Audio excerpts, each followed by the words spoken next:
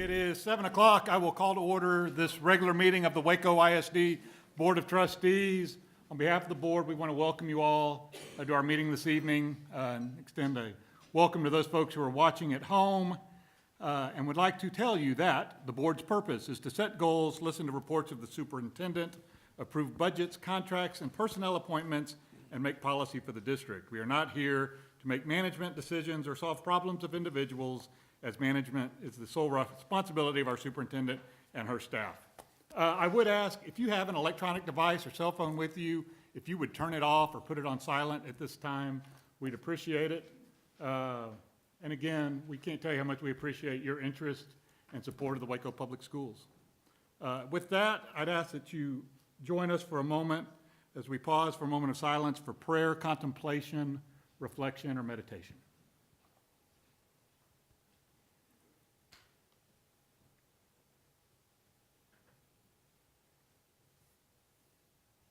Thank you. We'll move on to item 5, Pledge of Allegiance. Dr. Kane. Yes, sir. Thank you, Mr. President. We're pleased to have two outstanding students from Cedar Ridge Elementary to lead our Pledge of Allegiance this evening. Please welcome third graders Katie Shackelford and Jalen Torres.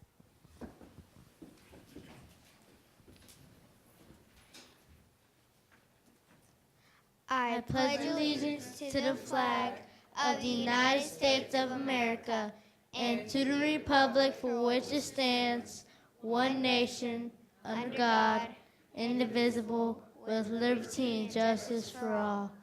Thank you, students, and thank you, board. If you'll join me in front of the dais. Then we can...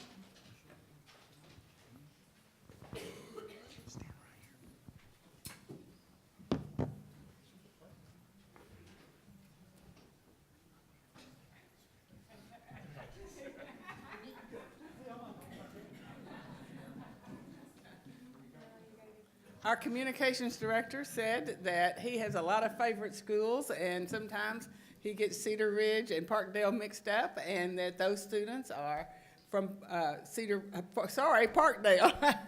And we're very happy to have them. In fact, third grader Katie Shackelford serves on the student council and has also been selected by her fellow students as class captain.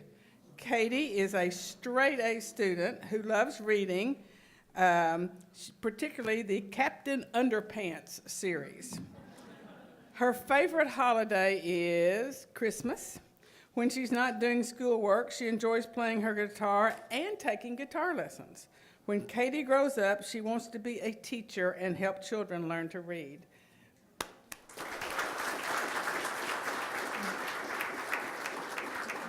Ms. Botello, if you would get that young lady a application, we will sign her up early. Jalen Torres is another outstanding third grader who also serves on the Parkdale Student Council. Jalen loves to read. In fact, he has read 5 of the Harry Potter books this year and has made A's on all of the comprehension tests. When Jalen is not doing schoolwork, he enjoys spending time with his family. When he grows up, Jalen wants to be an architect. One of the first buildings he plans to design is a restaurant that serves all kinds of chili dogs.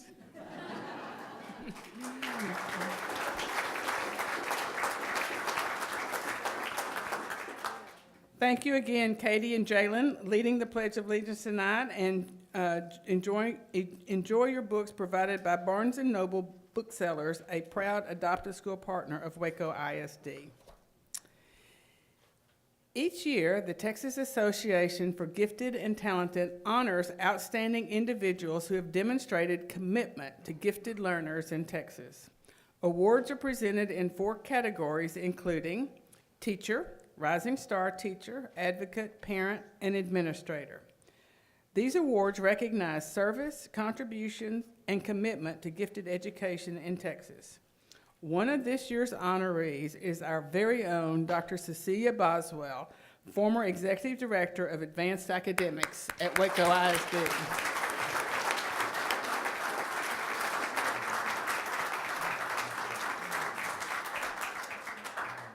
Dr. Boswell is the 2014 TAGT Administrator of the Year. She retired from Waco ISD just last year, but continues to work as an independent consultant. While serving at Waco ISD, Dr. Boswell worked tirelessly to improve the GT program at all levels. The shining star that will be her legacy in Waco is the Atlas Academy, a school designed specifically for gifted middle school learners. Talk to most any GT elementary student in Waco ISD, and they will tell you that when they become sixth graders, they want to be at Atlas. Congratulations, Dr. Cecilia Boswell, and thank you for your bold vision and hard work at Waco ISD.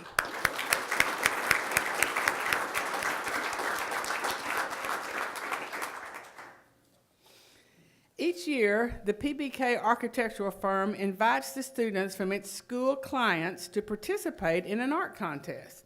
The top artwork is then published in the company's annual calendar. Tonight, Waco ISD is pleased to honor Jessica Martinez, a fifth grader at Dean Highland Elementary. Jessica's drawing of the facade of Dean Highland Elementary is of the facade of Dean Highland Elementary on a beautiful spring day. Oh, great. Complimentary calendars have been sent to Jessica, her art teacher, Jane Harris, and her principal, Tia Allen. In addition, Jessica will receive a $50 gift card. Congratulations, Jessica, and thank you for putting Dean Highland Elementary and Waco ISD in the spotlight.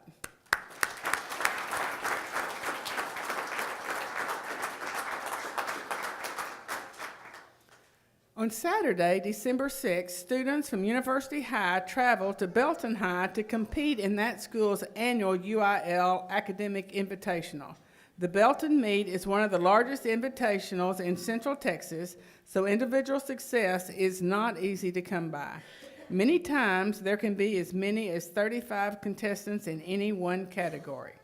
Tonight, we are proud to recognize 3 of the students who proudly represented University High School in Belton and are now eager for the district meet in January. Ready riding, 4th place, Mark Valdez.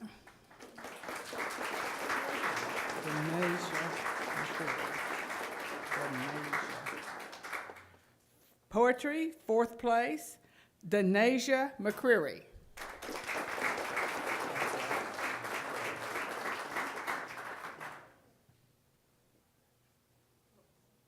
Informative speaking, Adrian Be Real.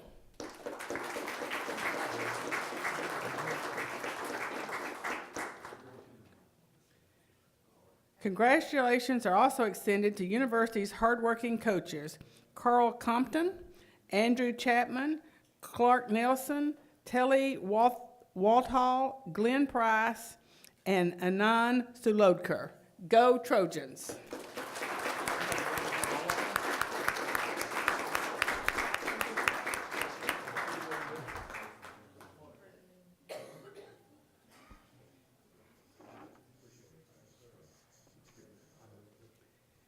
The Office of Advanced Academics hosted its annual Waco ISD Elementary School UIL Academic Meet this past Saturday at University High School. Close to 700 students participated, and for the second year in a row, all 15 schools were represented. In addition to competing for individual awards, students earned points that went toward determining a school champion. Tonight, we're pleased to introduce and honor the top 3 schools. In 3rd place, with 200 points, Parkdale Elementary.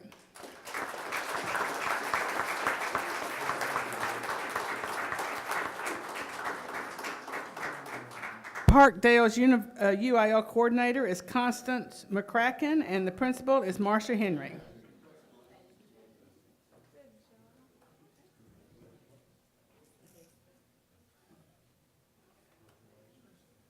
In 2nd place, with 229 points, Mountain View Elementary.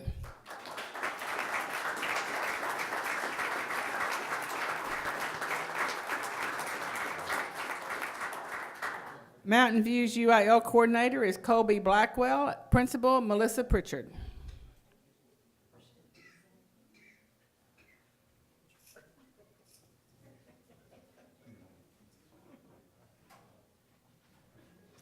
And in 1st place, with 409 points, Hillcrest PDS.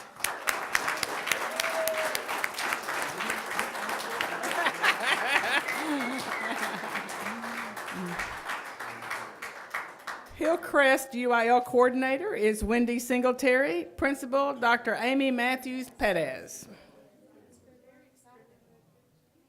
And I would like to note that the Waco ISD Elementary UIL meet is made possible by a $10,000 grant from the Waco ISD Education Foundation.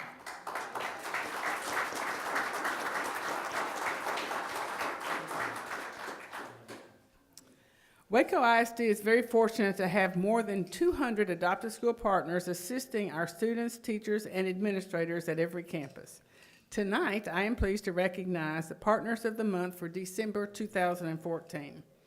Chick-fil-A Franklin Avenue location and Providence Heights Elementary Partner of the Month activity, Cows Read Too. Chick-fil-A is the newest partner for Providence Heights and has hit the ground running. Late last month, the infamous Chick-fil-A cow surprised Teacher of the Year April Moat by walking into her classroom bearing gifts. The cow gave Miss Moat a certificate enabling her to invite up to 20 guests to eat for free at Chick-fil-A. Area Marketing Director Denandra Goodman also read to Providence Heights pre-K students and rewarded their listening skills by giving each student a stuffed cow and a cookie. Eat more chicken is a popular saying at Providence Heights. Delta Sigma Theta and South Waco Elementary, Partner of the Month, Staff Survival Kits. The local chapter of Delta Sigma Theta provided survival kits to all of the staff at South Waco. A kit includes bottled water, crackers, chocolates, and a few other necessities to help teachers and the support staff power through the last days before Christmas. The kids also do wonders for Spartan Pride. South Waco loves the ladies of Delta Sigma Theta and can't thank them enough for their support. Congratulations again to our Adopted School Partners of the Month for December.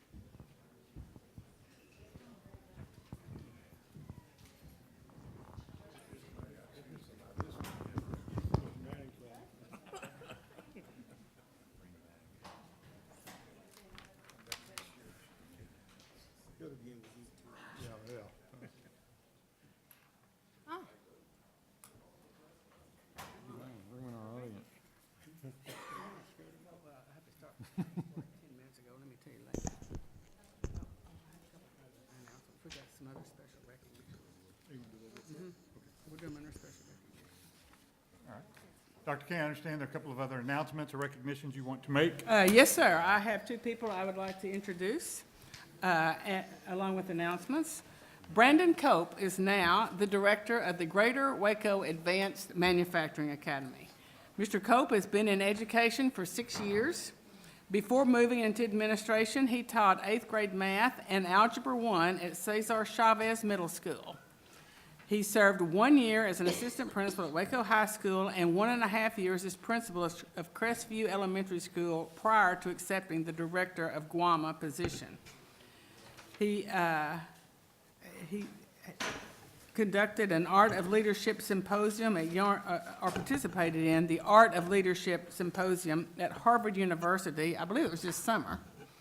He has a Master of Science in Education from Baylor, a Bachelor of Arts in Religion, also from Baylor, and Associate Arts from McLennan Community College. So it's a hometown boy, does fabulous. In his leisure time, Mr. Cope enjoys spending time with his family, wife Suzanne, Waco High, class of 1999, and his 2 children, Tyson and Addison. He especially enjoys traveling with Suzanne and loves coaching any and all sports. And we're already hearing bragging from you from the business community at Guama, so thank you very much.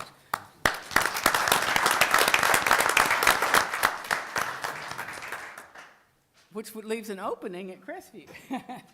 And when I spoke with Mr. Cope about the possibility of the Guama position, I said, the only problem is what about, that's going to leave a hole in leadership at Crestview? And before I finished the sentence, he said, no, it won't. I said, what do you mean? And he said, you don't know Crystal Wilson. Crystal Wilson has been in education for 13 years. She taught self-contained 3rd and 4th grade at Bells Hill Elementary and Mountain View Elementary. She has also served as an instructional specialist at Cesar Chavez Middle School and then as an assistant principal at Waco High and Crestview Elementary. All 13 years of service have been with the Waco Independent School District. She has now accepted the position of interim principal at Crestview Elementary. She has a Master of Education in Educational Administration from Tarleton State University and a Bachelor of Business Administration from Sam Houston. In her leisure time, she enjoys spending time with her family, especially with her husband of 14 years and their 2 children, Grady, 9, and Maggie, 1. She also enjoys traveling, baking, and relaxing with friends. We welcome you, and we know you're going to do a good job in the interim. Thank you.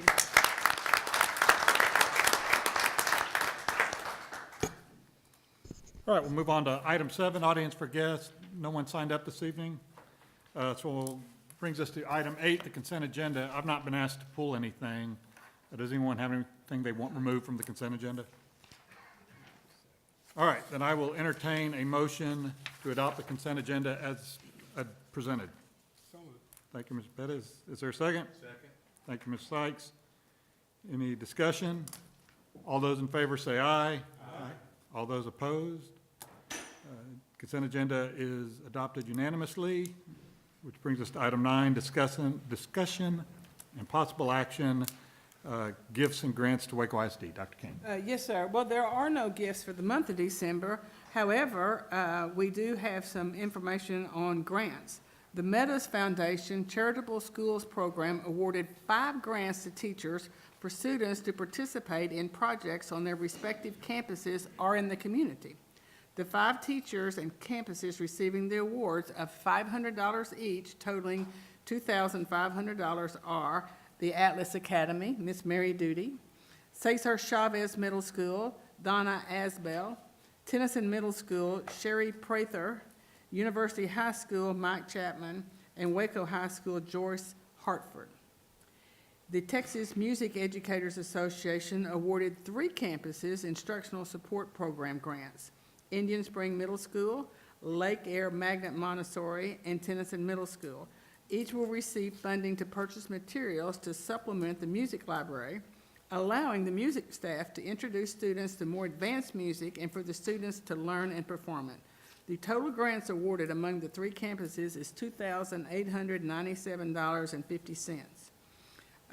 The administration recommends an acceptance of these grants, which is an increase of $5,397.50 to Waco ISD. Thank you, Dr. Kane. Is there a motion to accept the grants? I move we accept the grants as given. Thank you, Mr. Manning. Is there a second? Second. Thank you, Mr. Dupuy. Any questions, comments, discussion? All those in favor say aye. Aye. All those opposed? Motion carries. Brings us to reports and discussion. The first is the rezoning of Carver Middle School with public input.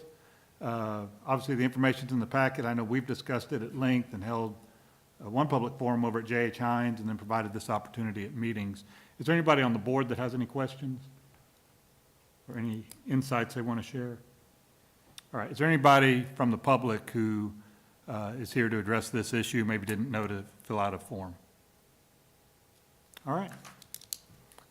Then we'll move on to item B, which is the school board member continuing education requirements. We're now under statute. Every year I have to report who has accomplished what. And it's really unfair to you, Mr. Murphy, because as a new board member, you need about 3 times as many hours as everyone else. A shorter amount of time. And so I will report that everyone has required their number of hours with respect to training for this particular year.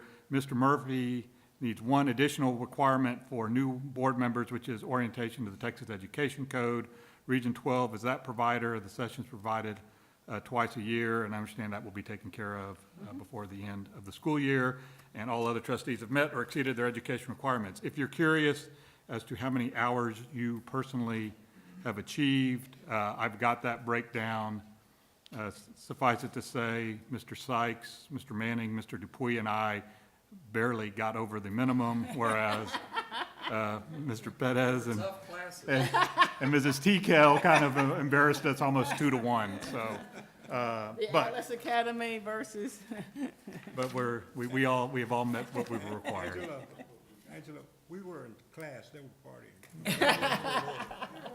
that's right, They probably didn't report our self-study hours. That's, individual study. that's right. All right, item 10C, behavior intervention aid overview at the middle school level. Dr. Kane. Yes, actually, since our last meeting, where we've already had a report from the high schools and the elementaries, we had a TEA visit that was scheduled. They really had nothing to do with the behavior aids, but at the close of the meeting, after talking to teachers and principals and other instructional support, they could not stop talking about the behavior aids and how the teachers and the staff are saying how much that's allowing for the teachers more time to teach the class. The students have someone that they can talk to that can help them make good decisions. And TEA just said it's just a wonderful model for districts from high poverty. So we have our middle school, two of our middle school principals here tonight, Mr. McAdoo from Carver and Lisa Hall from Tennyson Middle School. If you two would like to kind of just tell the board your experiences with the behavior Now, aids. before you get started, I don't know if y'all saw last month's meeting, but Mr. Love came in, and part of his presentation was to ask for more aids, which we somehow approved already. So, yeah, give us a report, but we don't necessarily need any requests. All right, Ms. I Hall? did watch that. I was going to say I won't ask for 2 aides, but the applause would be nice. I actually brought with me, I asked all of them to come, but of course some of them had prior commitments, but I asked who could come. So I wanted to introduce some people. I brought Mr. Charles Terrell, who's our behavior specialist and a Waco High grad with me back in 1989. And Mr. Keys began the year with us as a behavior aide. He's a certified technology teacher and went and got his 5 through 8 generalist, and we hired him on the spot. So we currently have an opening right now. His rapport with kids is unbelievable, and he is doing a math intervention with us, and they're begging to go. So we're really excited about that. So I want to thank them, and we have 2 others also who are absolutely wonderful. The model at Tennyson is, first of all, just to build relationships with students. So these are trusted adults that students want to talk to, but they also know, too, that they have to abide by the rules. They have particular students. We have 1 per grade level, so they kind of are in those hallways, in those classrooms. And then we also allow teachers to call the office if they need assistance at that time. We all carry radios, and we have people who will respond to situations. Our goal is to turn behavior around and have the child right back in the classroom, which is where they need to be to learn. It is the data so far that I had available for TEA when they came. We were running last year at Tennyson about 12 referrals a day on average. Now we're down to 4 per day on average. So we're seeing some really, really great benefit from the program. Tuesday night we had a staff basketball game, our staff versus Carver staff, to do a fundraiser, and we had a great time, and all of our behavior aides participated in that as well, and just the applause from the kids. The smiles from the kids, it was unbelievable. The teachers love them, the kids do, I do. We are just so excited and thankful to you all for listening to that plea and for acting and taking action towards it. It's only going to get better. It was fun. You didn't keep score, right? We scored. She has a professional basketball player on her staff. We did have it stacked a little bit. I'm not It was a gonna lie. charity. We had a great time. We did. We had a great time, and Carver has asked if we will do them the honor in the spring and come to their school so that they can do a Football, fundraiser. pick football this time. And, Well, we would. but we want to try basketball one more time. Ah, oh, y'all do? Yeah, we don't give up over there. But, when it comes to the A's, though, same thing. Our campus, we have the same similar model, and one of the benefits on our campus is it really gives that, you know, you get some of these kids, and sometimes they just need a moment to cool down or whatever has you, but it cuts that time out of the classroom that they would normally have, and it puts them right back in there, and we're seeing the instructional benefits like you couldn't believe, and our teachers really appreciate them, and we do too. So they really actually add to the campus culture, improve it, so we like it. How many do you have, Mr.? I have 3 as well. You have 3 also? Yes, sir. It's also, I think, giving the assistant principals the opportunity to do more instructional leadership, because in the past, they've really been the ones to handle discipline and behavior. And so each one of the assistant principals at Tennyson is each over a content area, and then we have one instructional specialist who's over one content. So we really have the benefit of them leading those content PLCs and really getting heavily involved in the instructional part of the campus so that they can turn around and be hired as principals in the district, we're hoping, and can be able to know what it's like to be an instructional leader at the campus, which is what they need to be successful. So that's been a benefit, and they have been so thankful. The one AP that I have who was there last year, who's here returning, he's amazed. Like, it's so different. You know, the time that I have that I can get into classrooms is just amazing, so. You know, this is as Dr. King said, probably the 3rd or 4th report, and we keep getting glowing reviews and feedback. But have you received any input from any of the teachers in terms of how we could improve this? Or, I mean, is there a greater demand, or are there things we can do to have even a greater adult presence in the classroom? They don't want to go without them anymore. I mean, they know the teachers, you know, we have the students that build the relationships with the aides, but the teachers build the relationships with the aides. And sometimes that aide can see things in that classroom that a teacher might miss. I mean, they sometimes give them some pointers, and they work together. It's a collaboration deal. I mean, it's just been nothing but positive on our campus. So.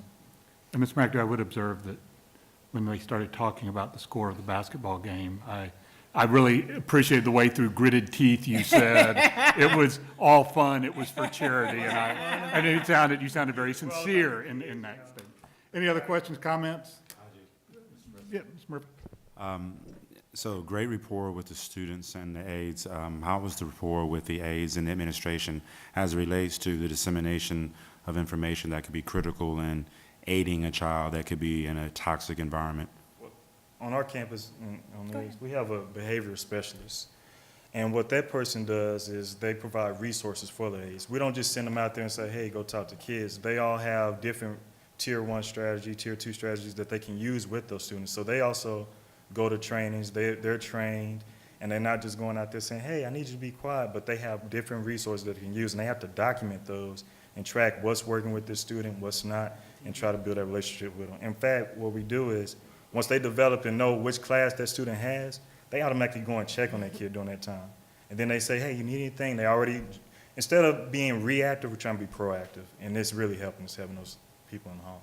Are they also trained to have a key eye to recognize behavior patterns that could be indicative of abuse or a child that may be in greater need of maybe some intervention on other levels? Now, I would say this, once they recognize, or if it's something to that extent, if it's something that, you know, isn't normal of that kid, like they build a relationship, automatically take it to an administrator or a counselor to let them have that type of level of situation. Thank you very much. I appreciate that. The district has also offered some training that we've sent through special education, has had some additional. remember the lady we had last week who said the behavior, she is actually the one training them. Okay.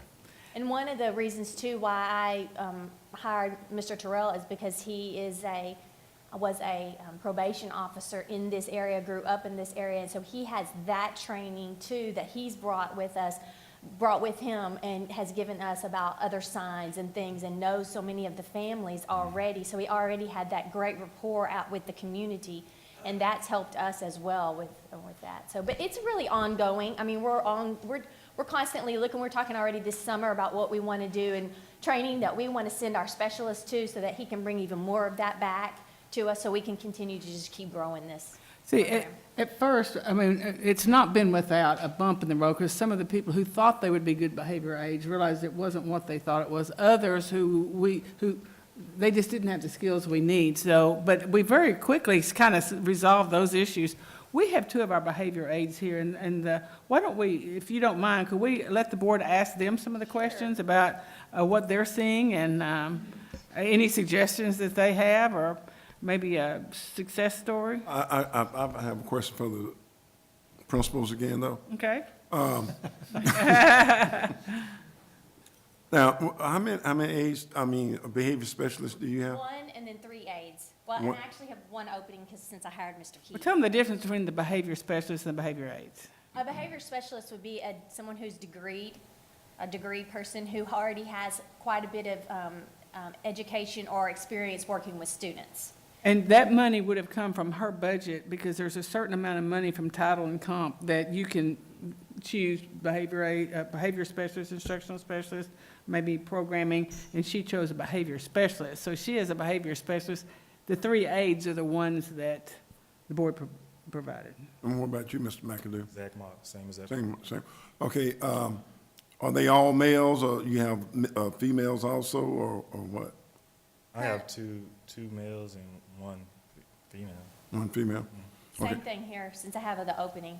Is there, and I guess, well, the reason I was asking that question, are there any major differences between young boys or young girls, or do you have, well, I already know the answer, but I Sure, sir. sure. And that's a lot of it, is just when we've interviewed people or talked to people, it's who we feel can relate best to the students that we have at the school, who we feel is going to relate well to them, understand where they're coming from. And it's very interesting to interview people who say to us, I was one of these students, and someone helped me, and I want to in turn help students, and I understand where they're coming from. And so that's been great. We've learned a lot from the experience too. Okay, and also, I'm assuming that your referrals have went down at Carver? Definitely. Okay. Yes, sir. Gentlemen, Hello, everybody. You weren't told you were going to do this. But I do think Dr. King asked an interesting question. I mean, you're the guys on the ground actually kind of implementing this, or were recently. I mean, are there things that can be expanded upon, or things to make it even more successful? I mean, we're getting great reports, but is there any downside, I guess, to the way we're implementing it? At this point, I don't think there's a downside. I think the theory coming in was to get in and have caseloads and kind of watch our more challenging kids and kind of get in and kind of build those relationships and build the rapport with them. And that was our main goal. The whole concept of this is just kind of based off the relationship. Once we feel that if the relationship's there, then kids are less likely to if they know that Mr. Terrell's coming around, or if they see me coming, they'll say, oh, okay, there's Mr. Terrell, let me kind of get my act together. So we're just pounding the hallways, just going in and out of class. Hey, you need anything? Kind of like Mr. McAdoo said, we have each of our aides assigned to a specific grade, and they have their people that they look out for. And like I say, it's just building the relationships, building a rapport with the kids, being positive, being role models for the kids, because at the end of the day, we're not aware of a lot of the home environments, so we want to make sure that when they're at school, they can look up to us and smile and feel comfortable talking to us. do you interact with parents? Do y'all have the opportunity to call and meet with them after school, or the parent calls you and says, who are you? My son's talking about you helping him. Yeah, sometimes a parent will call, or we'll see a parent or a kid at the grocery store, at a game, and we'll walk right by and say, hey, hey, Johnny did a great job today. And they'll say, thank you, you're Mr. Terrell, or you're Mr. Keys. So we kind of interact like that with the kid. You got it. In terms of improvement, there's no great downside, but maybe an improvement would be maybe more trainings on motivating the unmotivated student, or maybe more training on understanding kids that come from poverty and things of that nature. But Excellent ideas. That's what we need. Is Miss Ellis here?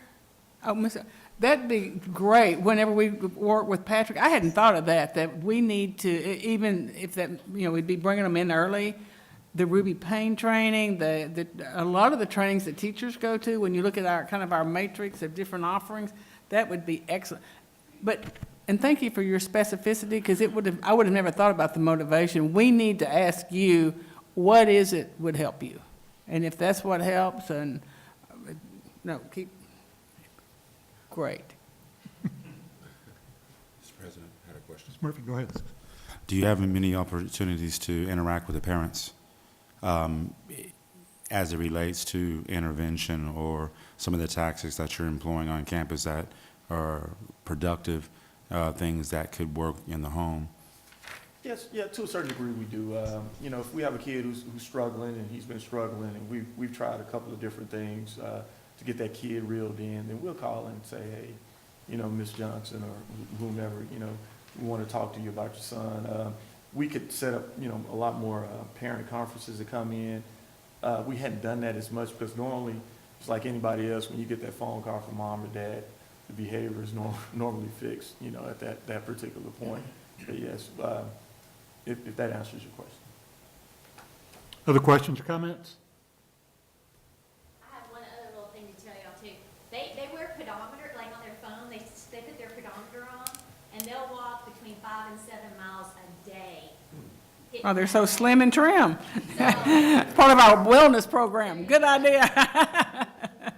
Guys, appreciate I what think you that's just a big key to the program, you know, knowing that a kid does have an advocate there, and number two, we have such a great presence, even during the hallways and passing periods. You know, we have certain areas that we need to be in, and not only has that, you know, decreased incidents in the hallways during passing periods, but it's also, like you said, gave us an opportunity to develop those relationships. You know, you say, hey, Johnny, hey, it's Friday. Hey, you're going to such and such class. Hey, let's have a good day. And it's just been phenomenal. Well, it looks like you hired the right two guys.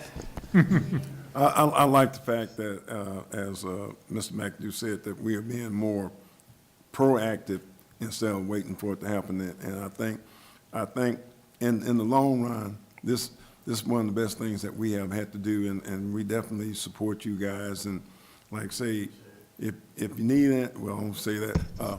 We support you. But we appreciate it, and, you know, everything's a work in progress, and we're going to do everything on our parts to make everything better. You know. Fantastic report, and I do appreciate your feedback. I think that'll help. Yeah, Ms. Sykes, go ahead, I'm sorry.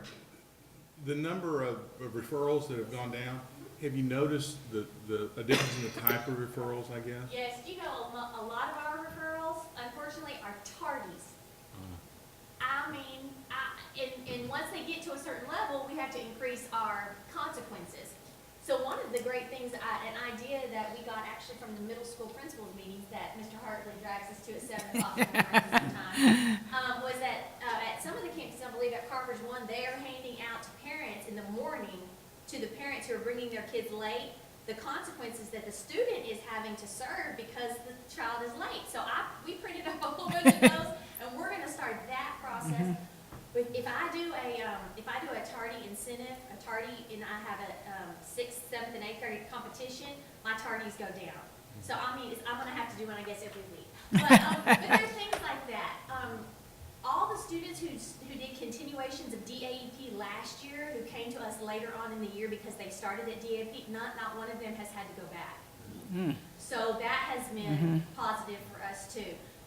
We have a lot of those students on a folder where we're asking the child to have the teacher write how they've done in that classroom, and they were, I got my folder, you know. And so again too, that's having a good relationship with the teacher, that the teacher's then talking to them, okay, I'm going to write down today, it was this. But we've not had to send not one of those students back to DAP. We're really proud. That's right. I know you don't have the numbers in front of you, but as it relates to the black eye that our district had to endure behind the disproportionate number of diasporic Africans or minority demographics that were assigned to alternative learning environments, do you believe that if you would have had access to these assets, that there would have been a significant reduction in the number of students from those marginalized demographics enrolled in those alternative learning environments? I Lisa, can you step to the podium? Because I know there are folks who can't hear you at home. I can't see how it wouldn't, just for the simple fact that from going from 12, of an average of 12 per day to 4 per day, that it would not have had an impact, because since we have had that happen, we know that we are addressing certain populations even more so. Our special ed population, we've not sent anyone to alternative school who is special ed, in special education. We have sent very, very few to ISS even. Our goal is just to continue to work with students. And we understand that each student is an individual, and fare is not always equal. You really have to look at each student as an individual and treat them as such, so. Thank you, I appreciate that. Other thoughts, questions, comments? I got a question for Dr. Kane. Ms. Pitts? Yes, sir. There's no doubt that these behavior specialists and aides are doing a tremendous job. It's having a big impact on our students. But I don't know if you have this information, but is it reducing our kids from going to ISS or to our alternative school? Well, one, we always do the statistics. Mr. Saldana, could you, because I know you do this every month, we want you to continue to do the same chart you're doing, because that allows us to track it month to month. But could you, next month, if you don't mind, Mr. Perez, if we wait till next month, look at, because also that's enough distance in months that we're going to have bigger numbers rather than first at school numbers, and compare last year's, to the degree you can, to this year as far as ISS and DAP placements proportionately, okay? And just kind of mark that as Mr. Perez's question, so we'll remember to focus on it. You bet. Okay. Thank you, sir. Other questions or comments? Guys, fantastic report. Really appreciate the candor and the honesty. And I guess that brings us to item 11, announcements. Dr. Kane. Yes, sir. The University High School JROTC and the Trojan soccer team have been busy this week with their Make a Wish Come True Christmas initiative. Now in its third year, this wonderful program is made possible by hundreds of generous donors consisting of both individuals and businesses. Already, dozens of students from South Waco, Alta Vista, and Bells Hill have had their Christmas wishes fulfilled. Tomorrow, the final two stops will be at Kendrick and Cesar Chavez. Kudos to Leonard Montalongo and Mike Chapman and their students for the hours and hours of community service they perform throughout the year. We are only a month away from Tarzan the Musical at Waco High School. While most of us will be enjoying the next 2 weeks off, the cast and crew of Tarzan will be hard at work memorizing lines, constructing a set, and fine-tuning their vocal cords. Mark your calendars now for January 22nd, 23rd, and 24th, and go see Tarzan the Musical at Waco High. Showtime is at 7 p.m. each evening. There's also a 2 p.m. Saturday matinee. Tickets can be ordered online at wacoisd.org. Click the Tarzan banner at the top of the screen. Waco ISD will be closed December 22nd through January 2nd for the Christmas holidays. Schools will reopen Monday, January 5th for teachers, administrators, and support staff. Our students return for the spring semester on Tuesday, January 6th. You may be away from school, but remember to watch Waco ISD TV during the next 2 weeks as we feature our annual holiday program that includes the Waco High Choirs, University High Choirs, Waco High Bands, Combined Middle School Honors Band, the University Orchestra, the Waco High Orchestra, the Tennyson Orchestra, South Waco Elementary, and Dean Highland Elementary. Stay tuned. Thank you, Dr. Kane. And I don't know that Mr. Caffey and Mr. Boteo get enough credit Agreed. for the programming they put on I there. agree. It really puts Waco ISD in a great light and highlights all the things our students And we are get a doing. lot of compliments too, and there's, I like the wide array of, I mean, there's the human interest stories, and then there's just the activities, and, yeah. And the sideline reporting. Oh, yes, I hear that female one is great. That's what I've heard. Is there any other announcements? Then I will entertain a motion to adjourn. No survey. There a motion to adjourn? You can stay here. From the chair, I will move that we adjourn. Is there a second? Second, I second. Thank you, Ms. We're adjourned.